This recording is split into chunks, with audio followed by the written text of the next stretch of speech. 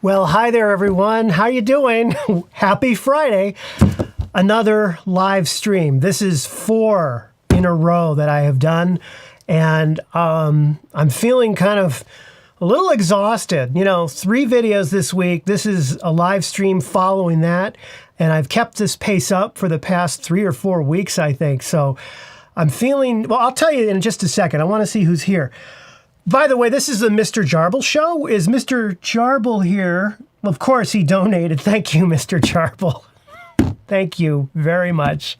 But from now on, for this show, it is the Mr. Jarble Show. Welcome to the Mr. Jarble Show. Who else do we have here? Oh, we don't have him here. You are at work. Work meeting. What's the matter with you? Well, welcome to the replay, Mr. Jarble. We had an awesome time. It wasn't as much fun as when you're here live, but we'll see you next week. Okay. Patrick, Fuji Rumors, how you doing, pal? Where are you in? You're in a mountain. I wish I were in a mountain hut. I'll tell you that much. Oh, and let's see. Inscrutable Owl, Udi, Sue, Francois, Florian, how you doing? How is everybody doing? Well, I got someone from Charlotte, Paul, excellent. And Bruno from Mexico. Very good, very good.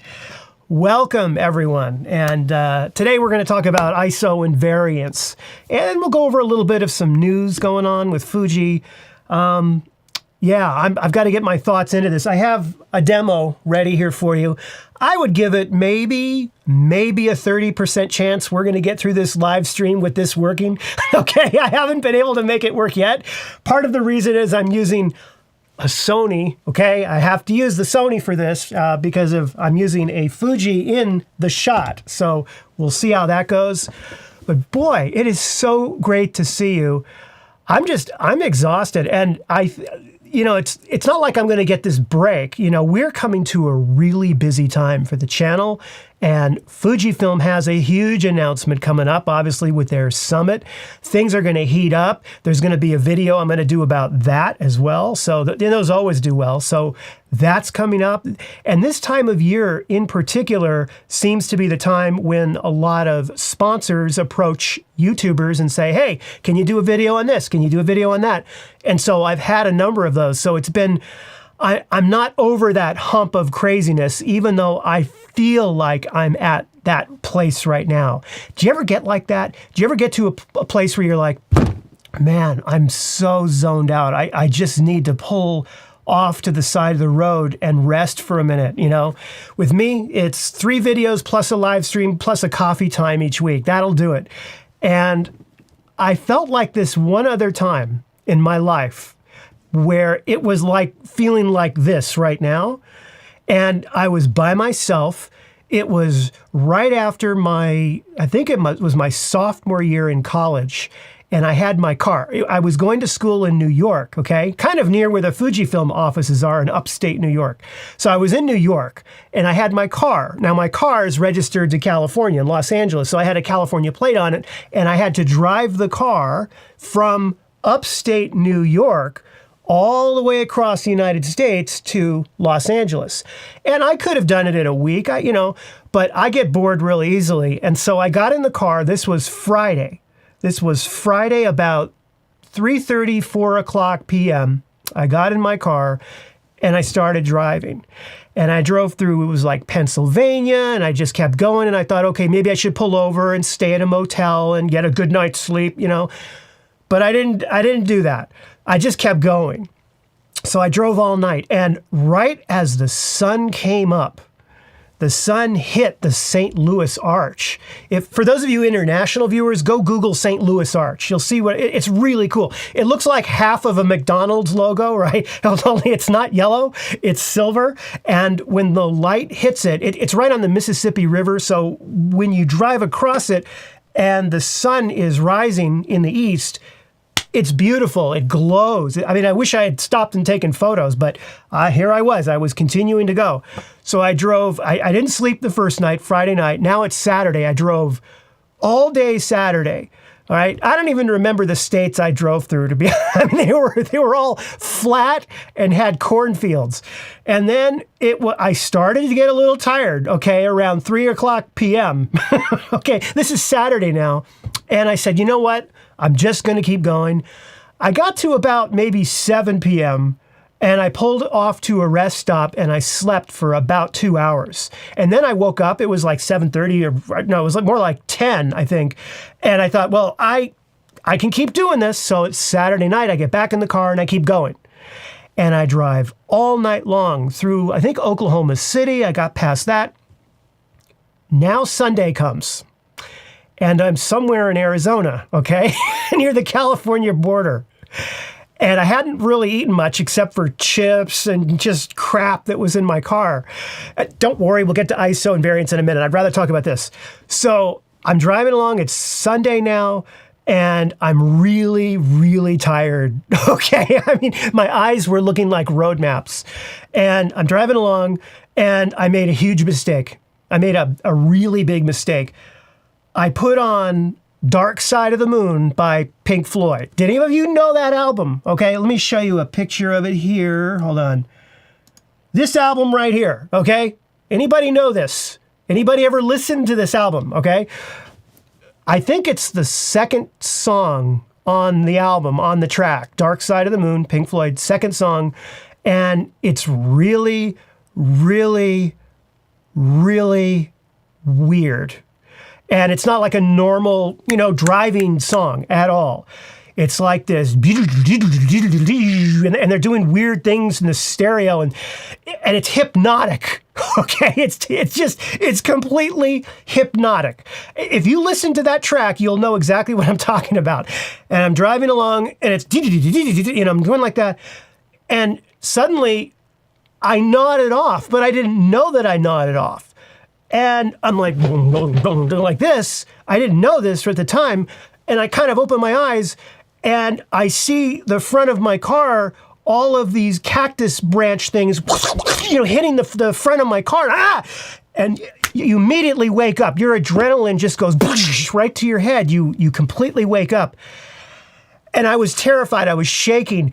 I couldn't have slept if you paid me at that point, but I learned a big lesson. Never try and think you can drive all the way straight through across the United States. I got back in the car. I continued. I arrived in Los Angeles Sunday about 11 a.m. Okay, left Friday night, arrived about 11 a.m.-ish on Sunday.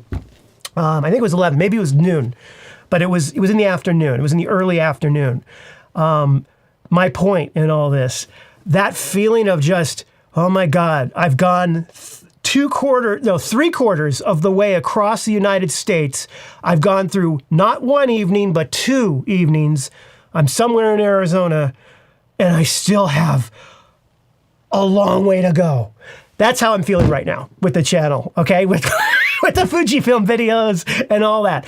Had to get that out of the way. Let's talk about ISO and variance. Anybody still on after all that? Okay. Oh, good. A few people heard that. Hello, everyone. Hi. Hello, Turkey. Hello. Who else? We have so many people here. But the Philippines. If I miss saying hi to you, I'm sorry. Just catching up now. Miles, hello. You're in Los Angeles. Awesome. We got somebody, Eric from Chicago. Natalie, how you doing? Good to see you. Good to see you. What I should do is just rattle off names, because I don't want anybody to feel like, they were forgotten.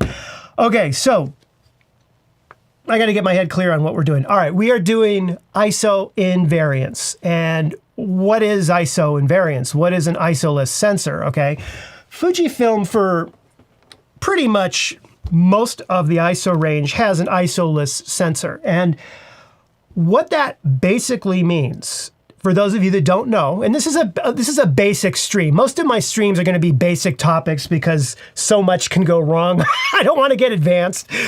But for those of you who don't know, if you have if you're shooting with ISO invariance camera like this, for example, what is this? An X-T3, okay? What that means is that you can make a decision to either expose your shot at the time you're shooting, or you could expose your shot in post-production using Capture One or Lightroom or Photoshop. And it's almost identical in a lot of cases. The trick to ISO invariance is to shoot in RAW, okay? So all the examples I'm talking about in this stream are for shooting RAW. And I'm just gonna step in and show you what I mean. That's probably the best way to explain this. So 30% chance. I give it a 25% chance it'll work now. All right, I'm going to turn on the Sony. Okay. Okay, let's see. Do we have Sony cam? Any Sony cam? Boom, boom, boom, boom, boom. Oh, okay, we got something there. Hello. Okay, so we got a Sony cam. So what I'm going to do is I'm going to take a photograph at ISO 3200. And then I'm going to take another one and not change any settings, but change the ISO dial and drop it all the way down to base ISO. And then I'll show you what I mean. Okay, so let's do that now. All right. So let's see. First thing, it's going to be of, I don't know if you can see it, this little guy right here. All right, he's been in a lot of my demos lately. Okay, I think it's, hold on a second. Hi, okay. Michelangelo, I don't know which Ninja Turtle this is. I feel terrible, but I don't know which one it is. That's our subject. Okay, that's our subject. And there's some light around him, some pretty lights, and there's a background, okay? So there's a background that's going to be way off that's not lit, okay? So what we're going to do, I'm going to turn on our lighting. We're going to light them up. I hope you can see this. There. Okay, we lit him up a little bit. See? There he is, lit up. And I'm going to go ahead. Okay, I'm now going to turn on the X-T3. Okay, good. We got people still watching. All right, here goes. Nothing. X-T3 is on.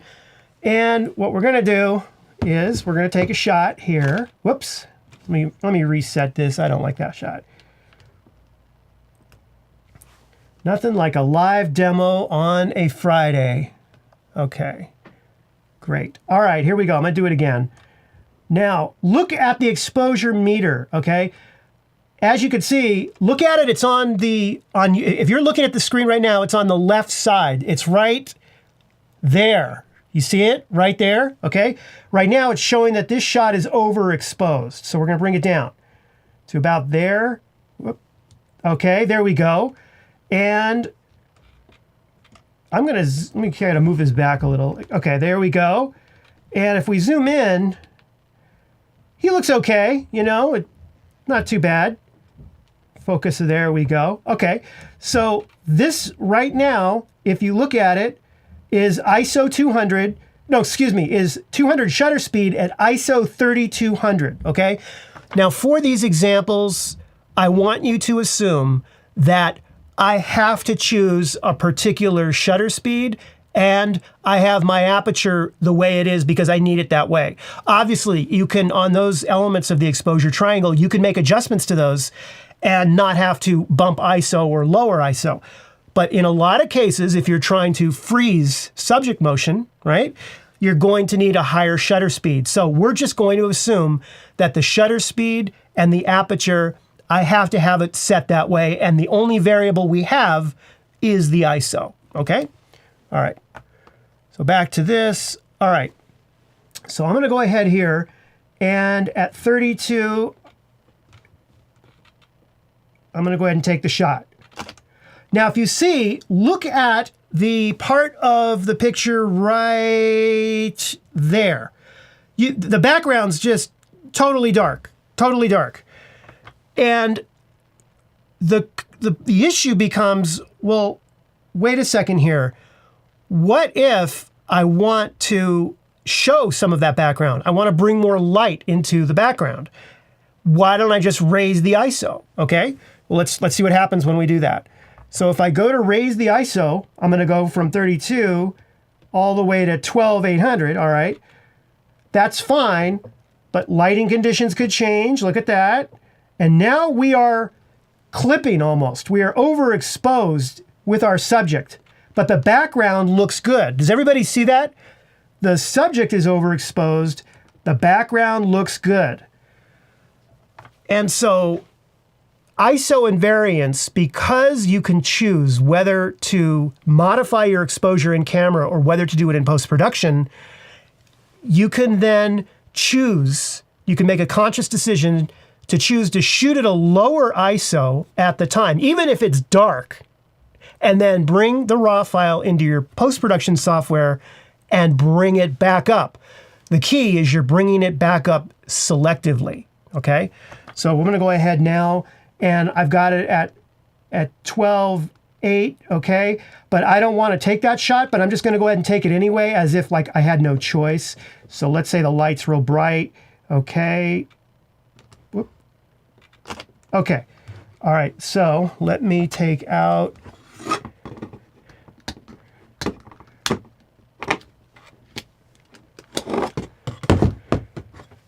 all right, I'm gonna go ahead and put it in the laptop here.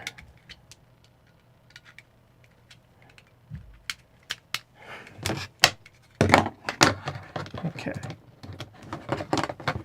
Okay, so what I'm doing is I'm just gonna take the raw files and transfer them onto the laptop. We're gonna take a look at, see this in both Capture One and Lightroom. I'll show it to you in both, and then we'll open the floor for questions. All right, so here we are. Let me go first off into Capture One, and we are gonna import, these are the two shots that I took, import them both. Okay, here's the first one right here. Clearly, the subject is fine, but the background's really dark, okay? And here, we've blown our highlights, and that's the concern, and that's why when you raise the ISO, the temptation is you want to raise the ISO to add more light because you can't see parts of your scene that you want to show, like the background. The problem is that you can blow your highlights, which I've kind of done. I mean, I'm doing an extreme here, but I think you get the picture. Ha ha ha. All right, so let's go into Lightroom now, and let me import these into Lightroom as well. Okay, so in Lightroom, and then there's one shot, there's the other. These are both raw files. You see those right there? Okay, so here's the thing. If I look at where I was,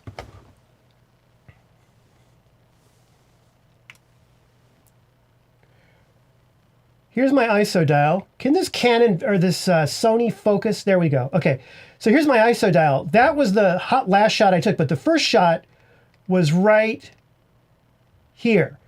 So in Lightroom, for instance, with ISO and variance, I could raise the ISO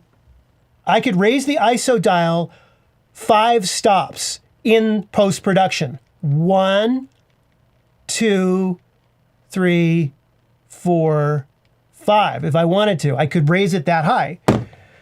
And in Capture One, I believe it's 4 stops. So you have that flexibility, and there should be no difference whether you expose in the camera or whether you have it raised in the software. But let's check that. All right, so I am now in Lightroom. I'm just going to use the one right here. In Lightroom, I'm going to raise this 4 stops. Okay, that's about what matches. As you can see, look, let me see the other one here. Okay, look at the subject. See how in both shots, the subject is blown out, but the background is dark on one, and the way I want it exposed this way. I want to see the background. I want to see these lights, and I want to be able to read this word right here, but it's really hard to do it here. Okay, so, or to see the color chart. So what I do, and what you can do, is instead of just raising the ISO, because this thing right here is exactly, and this is the point of this entire live stream, okay? This right here, this slider that goes up in exposure and down each way by 5 stops, okay, is exactly the same thing as this ISO dial when you're moving it up and moving it down, or changing exposure using the shutter speed, or changing exposure using aperture. It doesn't matter. Whatever you're doing on the camera to increase exposure, you can do it here. More or less, I'm being simplistic, but that's ISO and variance.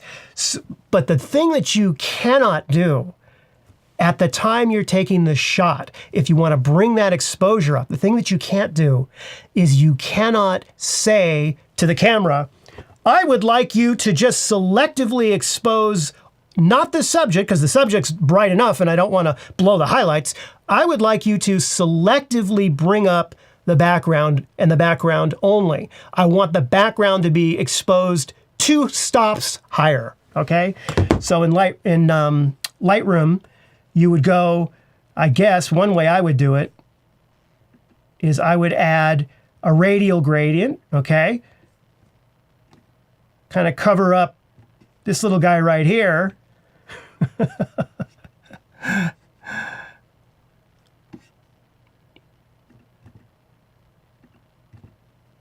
And go invert. So I'm masking everything but the subject. I'm masking everything but the subject. I just realized you can't see what I'm doing. I'll do it again. Let me do it again. Okay, what I'm going to do.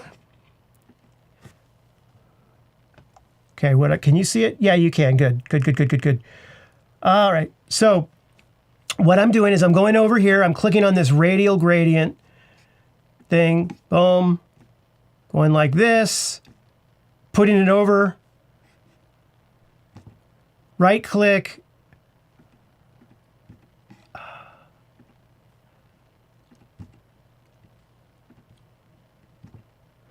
Invert. I'm inverting, so it's everything but. And then I can go ahead and bring up my exposure. Look at that. Have a look at this. Look at that. You see that? You see that? That would be very difficult to do at the time you're taking your shot if you had to have a specific shutter speed, or you had to have, or let's say you were open all the way wide as far as you could get with your aperture, and all you had left, if all you have left is ISO, okay, then what you can do is you can make a conscious decision of, you know what, I'm going to shoot at the lower ISO and protect my highlights. My highlights come first. And I'm going to shoot at, say, 3 stops lower than I should for what I want the overall scene to be. Then I'm going to bring it in post-production, and I'm going to selectively raise the exposure by 3 stops. Does that make sense? Okay, let's see if I've lost anybody. Right? Okay. Everybody keeps introducing themselves. Well, let's do that. Welcome. Hi. This is great. We got Laurel from France. We got...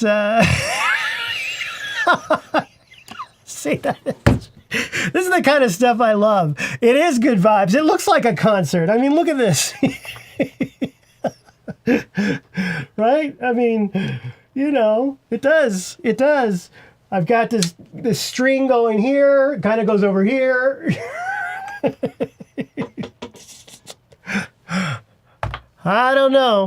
I don't know. There's a lot more to ISO invariance, and I'm kind of glossing over it. Let's see if I've got anything on my notes about it. Now, okay, a couple of things.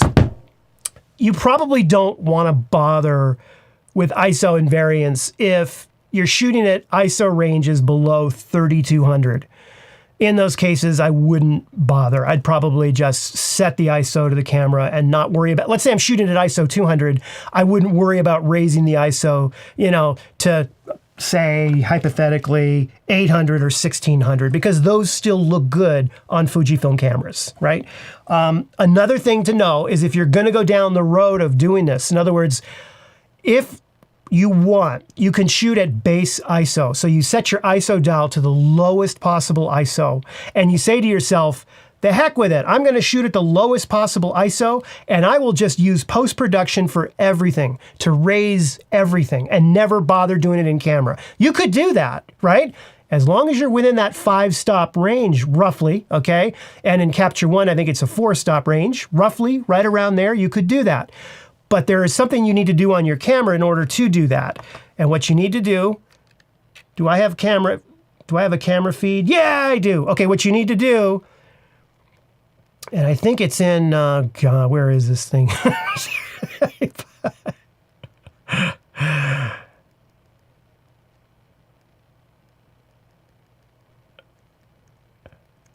Somewhere in here. Oh, it's screen setup. It's screen. Okay, it's in screen setup. You see this right here? Preview, exposure, white balance. Do you all see this? Change it to off, okay? If you're gonna be shooting and playing around with ISO invariance, put that off. That way, your screen. There's a fly in here. There's literally a fly in here. I'm going to wax something in a minute. What you want to do is you want to turn that off, because once it's off, the viewfinder, the display, will then show the natural live view, and you'll be able to see what you're doing. Because if you drop your ISO down to base ISO of 200, you might have a completely pitch black screen and not see anything, right? Does that make sense? So make sure you do that. That's the other point about shooting with ISO invariance on Fujifilm cameras. You must shoot in RAW if you're going to do that. Okay, don't even think about doing this in JPEG, because if you bring that JPEG file into Capture One and you try and bring back that exposure using ISO invariance, it's going to be horrible. You're going to have so much noise, it's going to look so awful. So do not ever do this unless you're shooting RAW. Okay? Okay, so again, why would you do it? Selective brightening, as I said, selective brightening. And if you need to preserve, highlight details and parts of your image, and you must raise your ISO, then don't. Okay, just do it later on in post-production, and just do it to parts of it. And if you want, I can do a whole video on how to do it in post-production, like I kind of went through really quickly today. I could do a more detailed look, both on how to do it in Capture One as well as Lightroom, if you find that helpful or not. Let me know, okay? Okay. Okay. Hello, everybody. We're still on introductions here. Okay, so I think that's awesome. All right. Well, hello. So the answer is yes and yes. Right. Right now, I do everything myself, and that's why I feel like I'm somewhere in Arizona right now. But yeah, I eventually will get to that point. I'm not quite there yet. But I do need a team. I absolutely need a team. I mean, I see like, I just need someone to handle all of the email, all of the social media, all the messages, just to deal with all those, because I do miss them and I feel horrible. I really feel bad. And it makes me cranky sometimes, even when I'm shooting videos, thinking of all the stuff that's piling up that I'm missing because I'm not tending to it. It's hard, you know? And then I get snarky in my videos and I talk about, vertical video. Sorry about that, but yeah. so that's that. Yes, that bottom line is yes to that. Yes, notebooks are great because as you're writing stuff down, Michelle, you're doing the act of, the best thing is if you're writing it down and saying it while you're writing it down. That'll really stick it in there, but yeah, definitely write it. When I would teach, a lot of times I would be asked for copies of my PowerPoint presentations. The attendees would ask in advance, where are the handouts? Where are your PowerPoints? Can I have a copy of those? And you know what my answer was? No. Because if you go into a seminar or you go into a training under the assumption that you're going to get the cliff notes, right? You're going to get the summary handed to you. You can just sit there, you could just sit there and not pay attention because you know that you've got notes coming to you, which nobody will ever read once it's over, right? Nobody's going to sit and go through a PowerPoint slide deck or, so I tell them, no, you got to take notes. Oh, did you not bring paper and pencil? Well, it's good I have an extra copy here for you, And then suddenly they have this, and I tell them, you spent this much money to get here. You had to get on a plane. You had to wait in TSA lines. You had to travel. You had to book a hotel. You had to come. You had to skip coffee. You had to come into the training room. Take notes. Learn. It's important. Yes. Short answer is yes. Okay. Who else? Let's see. Let me go back a little bit. I've been jumping around in these comments. Any questions on ISO invariance or anything else?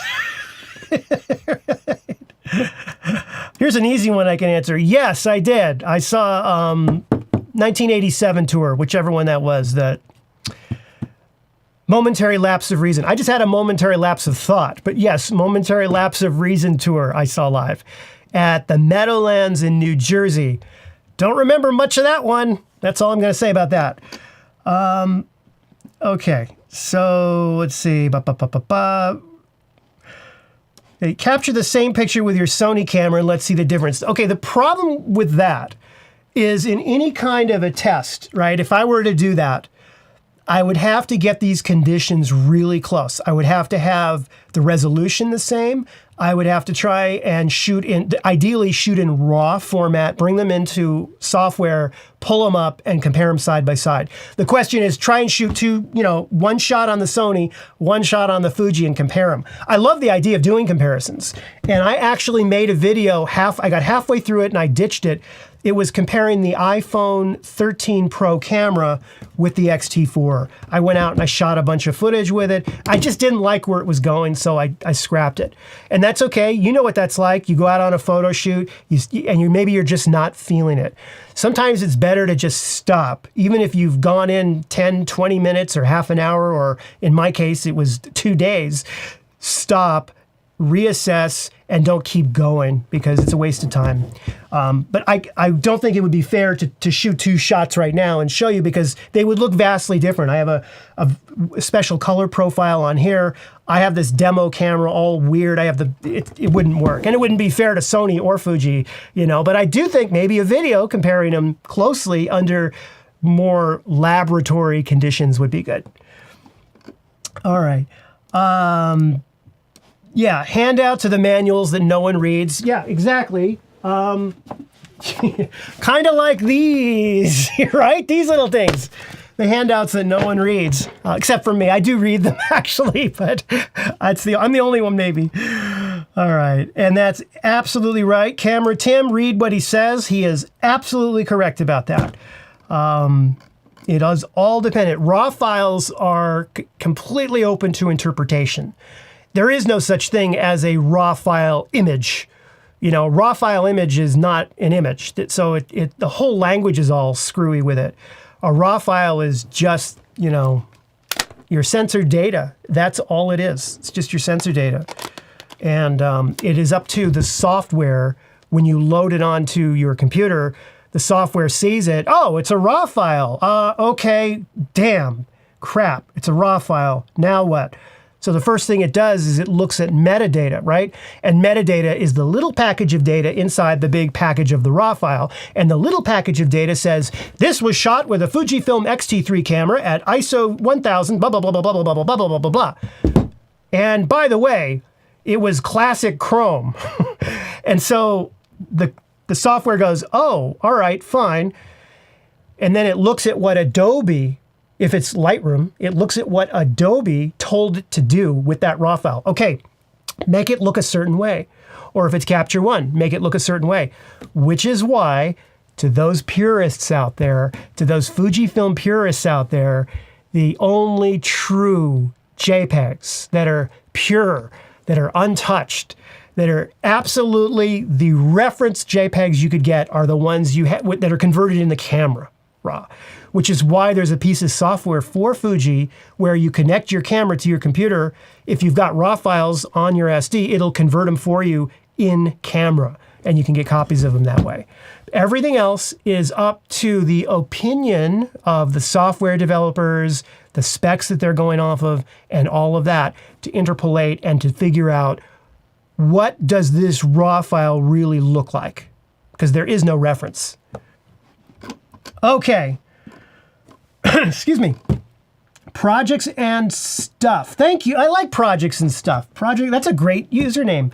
Thank you for all the wonderful videos. I just finished a setup to film my aunt's wedding, and because of your videos, I'm feeling much more confident. And excellent, excellent, excellent. Yeah, nothing like weddings, no pressure there on trying to get it right the first time. You couldn't pay me. You could dangle an XH2S. You could dangle 6 of them in front of me. I won't do a wedding. That level of stress, no thank you. I mean, my own wedding was enough. There's no way I could photograph a wedding. It's worse than doing a live stream. Talk about pressure. So no, but I have huge respect for those of you that shoot weddings. That is for sure.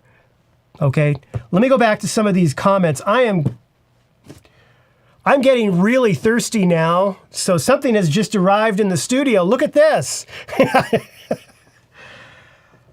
I told you, I'm somewhere in Arizona, and I need to relax. It's tough, okay, doing what am I talking? Hold on a second. By the way, cheers to all of you out there. Thank you so much for joining me on this live stream, and I absolutely love seeing you. I don't care about ISO and variants. I just needed an excuse to turn on the camera and to see you. So here we are. Congratulations. Here's to you. Cheers, everyone.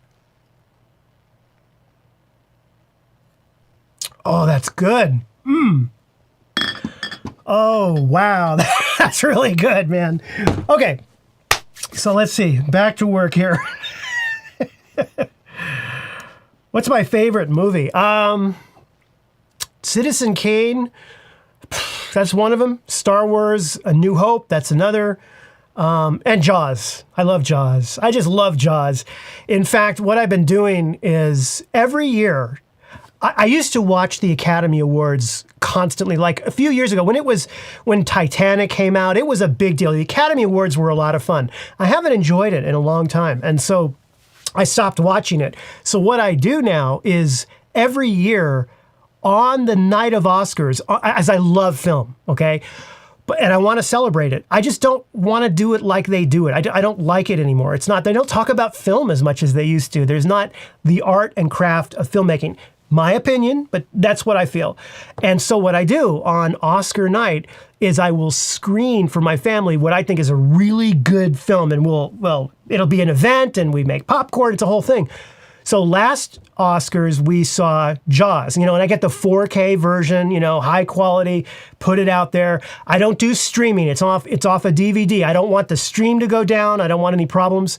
But we saw Jaws, and it was a lot of fun. And so each year we're going to celebrate cinema and film by watching an awesome movie. And so that is one of my favorites for sure. Okay. Excellent. Wow. Sierra Nevada. Yeah, that's right, Miles. You got it. Here's to you, pal. Here's to you. I must have a delay on this because that's my second drink. Not my second beer, my second sip. And I am just now seeing the cheers, congratulate. Yeah, there's a time delay, or you people are really, asleep at the switch. So I think there's a time delay here. I love Casablanca, but if you say Casablanca, everyone's going to go, oh, yeah, you just picked that because that's, Casablanca. But I love Casablanca too. Great movie. Okay, going back over here. So here's why Eric doesn't shoot weddings, okay? And he's got a good point, right? That's right. Executives and lawyers won't get worked up if your photos are... But it's interesting because there's so much art to shooting weddings and there's so much to it, but it all is under a timeline. And it's just, man, you have one shot at it. And what's interesting is that shooting... oh yeah, you know what? Scent of a Woman's good too. Little bit long. They could probably chop about 15 minutes off of Scent of a Woman. I think it's a tiny bit too long, but it's a good movie. Great acting. I would say for a beginner, if you're a beginner, save a few bucks, get the XT3. There's nothing that the XT3 cannot teach you, right?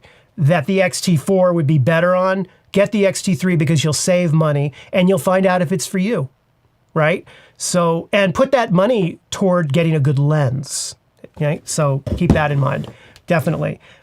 I prefer now with what I do, the XT4, this isn't an XT4, I'm shooting on it, but I prefer the XT4, but let me tell you something, I love the XT3. I made a whole video on why I love it. So get the XT3, yeah. Okay. Not a kid's movie. You're right. Glengarry Glen Ross. Good acting, not a kid's movie at all. Okay. So going way back in these comments here. We've got some, did I miss anybody? Projects and stuff. Thank you. I don't want to miss any of the super chats. Sorted by top instead of new. Okay, wait a minute. Okay, we're back at Pink Floyd. All right, I think I got back to where I was. There is another thing I need to do. Hold on. And that is, let's talk about a news announcement that came out regarding Fujifilm. And it is right here. A couple of announcements. One is going to be tomorrow. either tomorrow or Sunday. Okay, so according to Fuji Rumors, Patrick, if you're still on, you're just killing it, man. Viltrox is talking about new lenses coming out, including an f1.2, okay, an f1.2 lens. And wow, I mean, what do you think of that? Now, it's an anamorphic lens. So Viltrox is just continuing to just push these lenses, and I think it's great. What do you think? You think it's true? I mean, well, Fuji Rumors says it is. Most likely it is, but I would be a little surprised if Viltrox did anamorphic for Fuji, but that would be amazing because they do a good job with their third-party lenses, and I think that, you know, doing this 1.2 would be awesome. Just so you know, I have not heard from Viltrox at all. And normally Viltrox does reach out to me. I was one of the first people to test a Fujifilm lens that they released, the 85 millimeter. I have a very good relationship with Viltrox. So I have not heard anything about this. So either they're not into the channel anymore, and that could be very true, or they're keeping this one real under wraps. We'll have to see, but supposedly it's for this weekend. What do you all think? Okay. All right. Second thing. Patrick, if you're here, boom. This is what you said. We have, I don't know where to go with this one. Okay. We've got the XH2. We're talking 8K 30 frames a second, 4K 60 and 1080, you know, but the 2S is no 8K, but you get your 4K with 120. So which would you rather have? Think about this, you video shooters. Think about this. Which one? Which is it? Which is it? For me, I would rather have the 2S between these two, I think, because the 4K 120 would be amazing for slow motion. You would get that beautiful, gorgeous slow motion at 120. That would be incredible. The problem with 8K is the file size. I can't even imagine if you're shooting 8K in, say, ProRes RAW, that's going to eat up a lot of hard drive space. And unless you're doing a major production with it and you need that 8K, it's hard to justify that workflow, you know? I think it's wonderful that it's going to have 8K at 30 frames a second, if that's true. But, man, I don't know. I mean, you know, 30 frames a second is fine because you got the 25 frames per second covered in Europe. You got 24 for cinema. So XH2S, if I had to pick, now I haven't seen the XH2 yet. Okay, I have not seen it. And I have not held either camera. But just based on these specs, if I had to pick right now, just had to pick the 2S for sure because of the fact that that 4K 120 to me would be more useful than having 8K at 30 frames a second. The only time that I personally at this point would use 8K would be to fool all of you, right? Because I would shoot all the studio segments in 8K, and then when I crop in, you know, with my ugly mug right here close up, it would be in 4K because I'd be cutting it in half. It would be beautiful. And on YouTube, 4K is 4K is 4K. I wouldn't publish in 8K. So it would look like I have two cameras. You could crop in closer. Other than that, and I don't even know if I would do that because I crop in now. If you see my YouTube videos, and that's 4K, I shoot them in. I crop in double usually, maybe a little bit less than double. Does it look blurry to you? I think not. So is 8K something that you would need? Who knows? All right, a lot of people, okay. Better dynamic range. Yes, that's the other thing. I should have mentioned that. 13 stops of dynamic range for the XH2 that's going to be announced, I believe, the week after next. That's the rumor.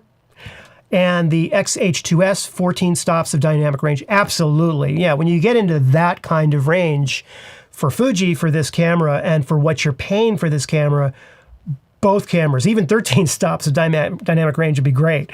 So yeah, that's another thing. Absolutely. Good point. Oh, here we go. Tips to overcome overheating on 4K 24 frames per second. Okay, so yeah, there's one major tip I have for you. See if I can get this working. Well, here's the problem. I need an XT4. All right. So if I have power in this thing, I can show it to you. Okay, I do. All right, let me, this HDMI port is so broken. I haven't repaired it yet, but it barely, I mean, it's just jiggly loose. I don't know if this is even going to work. Okay, I just have to hold this camera really still. Okay, really still. Alrighty, so we go into our menu. By the way, what I'm about to show you is how to kind of make life a little bit less painful for overheating with an XT4, okay? So go into the wrench, go into power management, okay? And look at this right here, auto power off temperature. Make sure you put that in high, all right? Put it in high. I've had it in high, and I've left this camera on for like 5 days at a time, plugged in. I mean, this thing, surprised it even works. But I've never had a problem with the power temperature, that setting. And what I noticed is that when you're shooting 4K, particularly at 60 frames per second, it will keep the camera going a lot longer. Of course, if you're shooting out in, say, Arizona in the hot sun, no, it won't. The camera will probably crap out after 20 minutes, but it'll help a lot. The camera won't be as quick to shut down. Okay. All right. Yeah, and Eric, you bring up a good point. You can get 4K 60, and that is a sacrifice for sure. And so, right. And then the other thing that you can do, and I don't know if this would help you. Do you guys ever, and gals, folks, YouTube viewers, audience, do you edit video a lot? Because I have a whole pile of subjects to talk about with editing Fujifilm footage, video footage, not stills, but video. In particular, how you can make slow motion look beautiful and look like slow motion without having to shoot at those high frame rates, or if you have a camera that cannot shoot at those high frame rates. There's ways that you can do it using optical flow and a few other techniques that I do. If that's something you're interested in, let me know. If you're interested in seeing how I put together the videos, say for this channel, let me know. There's a lot to editing that goes on. And it's one of my favorite topics, and it's one that I don't talk about because I honestly don't think there's a huge interest in it with this audience. I think this is more about photography and stills and raw files and raw processing and all that, and using a flash. But if there is an interest in video editing in particular, and not necessarily even from a Fujicam, it could be video editing from a phone, let me know, please. And I would be happy to rethink it. There's no way I can do another video. I do 3 a week as it is. So it would probably be a Wednesday video. Friday I always reserve for Fujifilm, and Monday is a tech video. So it would be a Wednesday, occasional Wednesday video, if that's something you want. Okay. And that's the thing, you know, it's hard to give quick tips to things. You know, I get a lot of questions like, hey, I just got my XT4 and I want to shoot at a really high shutter speed. Any tips? And I want to help so badly, but man, I need more information. What are you shooting? Are you shooting a dog running running across a driveway? Are you shooting an airplane flying to, so, help me help you. Little bit of background information goes a long way. Anytime you ever write to a YouTube content creator, and Omar, if you're here, please back me up on this one. It would really help. Hi, I know you're busy slammed, and I don't expect you to ever read this, but that way there's a little bit of recognition of, you're asking for help, and the person gets, 9,000 emails. But okay, And here's what I have. I have an X-T4 with a blah, blah, blah lens, and I'm shooting da-da-da, and I try da-da-da-da, and I try da-da-da, and I da-da-da. And because of that, I'm having this problem. Every time I turn the camera on, I get a big flashy red thing on the upper right corner. What does that mean? That's a great question. That I can actually love those questions. I can dig in. And I had someone write to me with one a few days ago, and it was this weird icon showing like a satellite. It was this red icon. I was going to talk about it on today's stream, and I just forgot. But I was going to show you what it looks like. But it's on a Fujicam, and it's a red satellite. It's it's like this satellite, and it's a red icon. It looks serious. It looks like, anytime you see red in a dashboard, not good color to see, So it was red, and they wrote to me, and they did it the right way. They did it the right way, Hey, Paladin Tech, I know you're busy having this problem, and they gave a screenshot. This came when I did this, and here's what I was doing right before it happened, and blah, blah, blah, blah, blah. So I immediately grabbed the same camera because I knew what model they were shooting with, and I happened to have one. I plugged it in. They told me exactly what they were doing before the strange red thing appeared, and I went and I started doing it, and I figured out what it was. And it has to do with, it was like network file transmission error or something, some weird network connection interrupted. I'll have to make a short video on this at some point, but not vertical short, but like a shorter video on weird icons of Fujifilm cameras. I think I could do a coffee table book on weird icons of Fujifilm cameras. Anyway, it was great. And so it really helps when I know a little bit more, about this stuff. Because it's hard, I want to help, but I can't, there's so many variables to stuff. And the number one question I ask people, by far, the number one question, I'm getting really thirsty here. Hold on a second. The number one question I ask people is, because they don't tell me, is, what are you shooting? Because not all subjects are the same, okay? If you're shooting auto racing, that's going to tell me a little bit more about your needs and what you're trying to fix on your camera. If you're shooting still life, well, or nature, that's something else. So really, just a helpful tip, if you ever ask anybody out there for advice or help or need information, tell them what you're shooting. Make that like a given, It's like going to a doctor, Hey, doc, I've got a headache, right? Well, what I was going to go get my white coat and put it on, but I won't do that for the stream. So the doctor comes in and goes, you have a headache, huh? That could be a night of reckless partying and a hangover, or that could be a brain tumor. I don't know. See, that's the thing. It's too general. And photography is like that. So it's like, what are you shooting? What are you shooting? It's so important to let everybody know that. Okay, I'll get off that soapbox.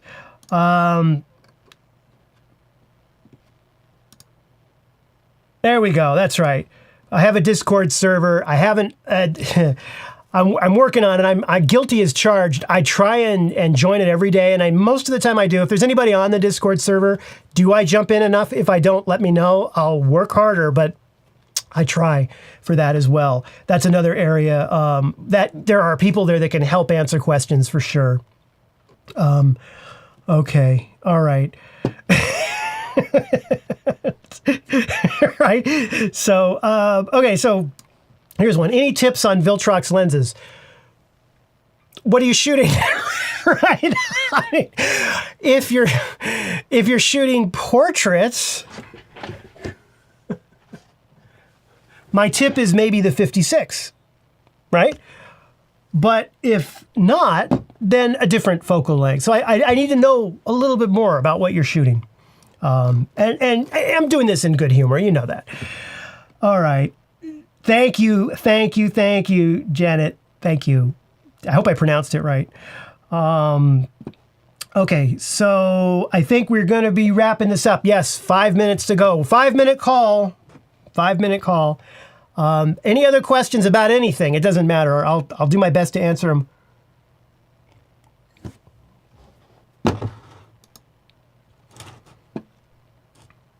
Wow, we've got 169 people.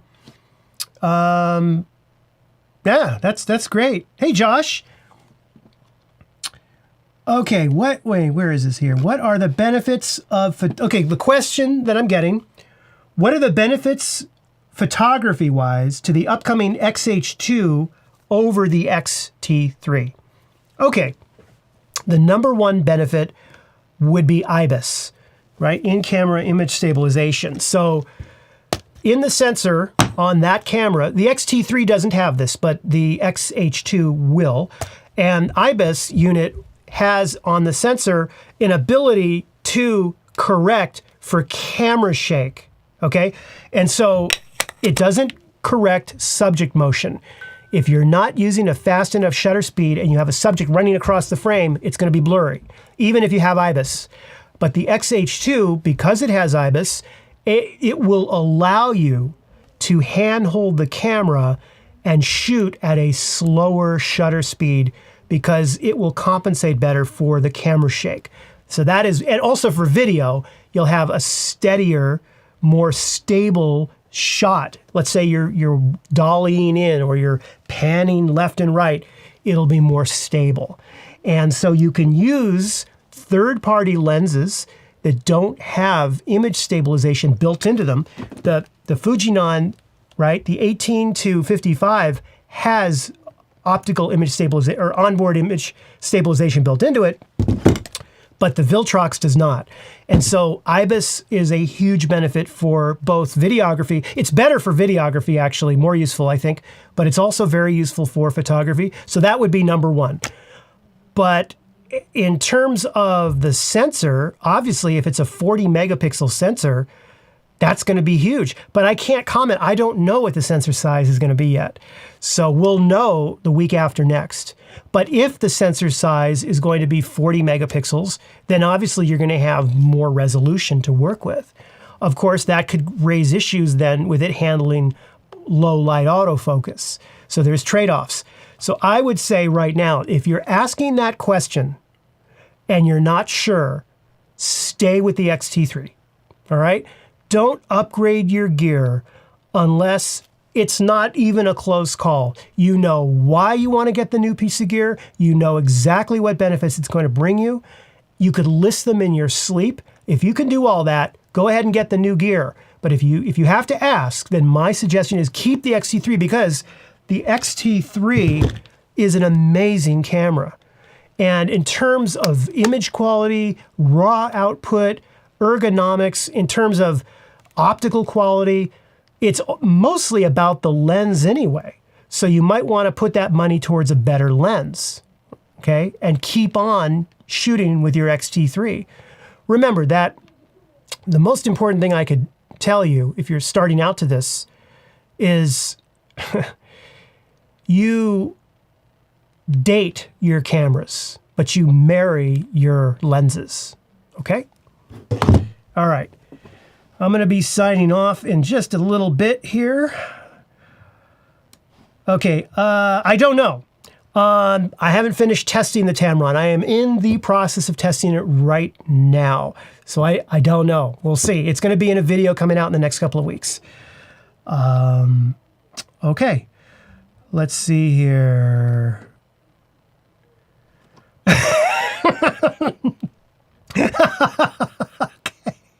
Okay, let me clarify my medical diagnosis. When I was talking, I was trying. And that's the thing, you know, man, when you're on YouTube, you really got to watch what you say. Oh my gosh. And when you're sitting in a room alone, like I am, right, with a beer, you don't realize, I mean, you realize it on a conscious level, but you don't really get the fact that there is a whole group of people out there that are a hell of a lot smarter than you are. And so that, you know, that's for me the biggest challenge is to remember that more often because I'm not a doctor. I don't know. You know, and sometimes things you say can offend people you don't mean to. You don't even think about it. You're rushing to get these videos out. You're trying to be funny and you make mistakes. And I've made mistakes. But I think that's really funny though. Thank you. All right, everyone. Live photography demos. I'll do my best. I'm still baby steps with this live stream. I was able to do 4 streams in a row. Next week, I think I'm going to do another live stream, and then I'm going to take a hiatus for 1 week, and then I'll be back with new live streams. So I think I'll be back next week for sure. But anyhow, let me make sure. Let me go back to the super chats. Did I miss anybody? Please, I hope I didn't. I don't think I did. I think I was pretty good this time around. Okay. Listen, you all, thank you for joining me on this Friday, and I really appreciate your time and being there. And let me just check. Okay, Scotland, we got people from all over the world. Wow. And that's another thing, in one of my videos, I mentioned as a joke, I just said, we're going to go really slow with Flash, and it's important that you learn to read C-Spot Run before you learn to read the Iliad in Russian. I mean, it was a joke. I was just goofing. And I get comments from people writing in Russian, quoting the Iliad in Russian. It's incredible what's out there when you're broadcasting through YouTube. It really is. It's fun. It's scary as heck. And sometimes you stumble along the way. So anyhow, thank you for being there and watching me stumble. I have some work to do right now, so I will see you later. If you happen to like this video, please give it the like and subscribe, okay? People are going to be watching this back later on. And in fact, if you're watching this back and you missed the live stream, I'm sorry, you blew it. But you have another chance to redeem yourself. I usually do live streams Friday, 4 p.m. Eastern time. So hopefully I can see you in the next live stream. For those of you that braved today's live stream, thank you so much. I really, really, really, really love this. It is my favorite part of doing the channel. And yeah, ISO invariance, I hope you know what it means, but I had a lot of fun talking about a lot of other stuff. So thank you, and I'll see you very soon, okay? Have a wonderful weekend. I'll catch you next week. Bye-bye.